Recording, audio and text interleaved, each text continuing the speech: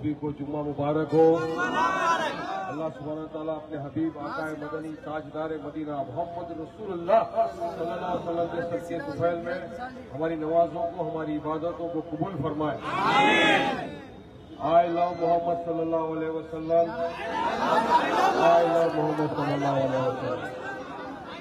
के नशीब पर तशरीफ फरमा ऑल इंडिया मजलिस इत्तेहादुल मुस्लिमीन के राष्ट्र अध्यक्ष, मेंबर ऑफ पार्लियामेंट अलहाज बैरिस्टर असदुद्दीन ओवैसी साहब, मजलिस इत्तेहादुल मुस्लिमीन के बिहार के सदर और एमएलए मोहतरम जनाब अख्तर ईमान साहब, दायस पर तशरीफ फरमा युवा नेता और राष्ट्रीय प्रवक्ता आदिल हसन साहब, सरवर साहब, एमएलए रामपल्ली माजिद हुसैन साहब, मजलिस इत्तेहादुल मुस्लिमीन के तमाम जिम्मेदारान और यहाँ मौजूद मेरे दोस्त, मेरे बुजुर्ग और मेरे भाइयों, आज का हमारा मजलिस इत्तेहादुल मुस्लिमीन का तीसरा दिन है सीमांचल न्याय यात्रा कारवान इंसाफ का।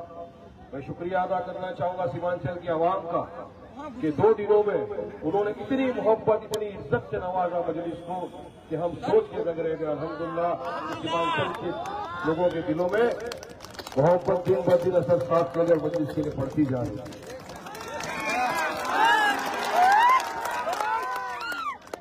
आप देख रहे हैं किस तरह से कुछ सियासत पार्टियों के पेटों के अंदर दर्द हो चुका है, कुछ की नींदें हराम हो चुकी है। ये देखकर कि सिर्फ 2 ही दिन हुए, अभी तो काम तो पहले से चल रहा था। असद साहब की एंट्री को 2 दिन हुए हैं, इनकी नींद हराम हो गई। 2 दिन बाकी है आज का, कल का इंशाअल्लाह आगे भी आएंगे। तुमने बोला था एक वेव चल रहा है,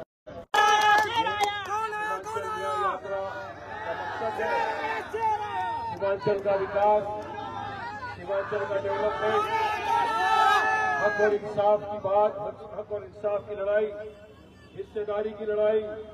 आपने देखा किस तरह से हमारे बिहार के अध्यक्ष अख्तर ईमान साहब ने तमाम सियासत पार्टियों को, जालुओं को, अखिलेश को लेटर लिखा और कहा कि आइए साथ में गठबंधन करते हैं ताकि सेक्युलर वोटों का विभाजन ना हो।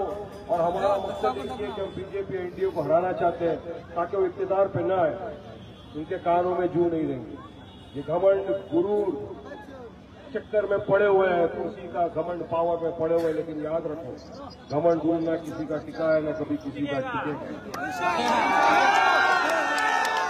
इतना बोल रहा है, मगर इंशाअल्लाह ताला मजलिस सीमांचल में पूरी ताकत के साथ चुनाव लड़ेगी। और इंशाअल्लाह मुझे यकीन है कि पिछली मर्तबा 19 लड़े थे, 5 जीते थे, इस मर्तबा जितने भी लड़ेंगे इंशाअल्लाह मैक्सिमम से लड़ेंगे। देखा हमने ईमान साहब जब चुनकर बिहार की असेंबली में गए, हिला के रख दिया दुश्मनों को, हिला के रख दिया विपक्ष को।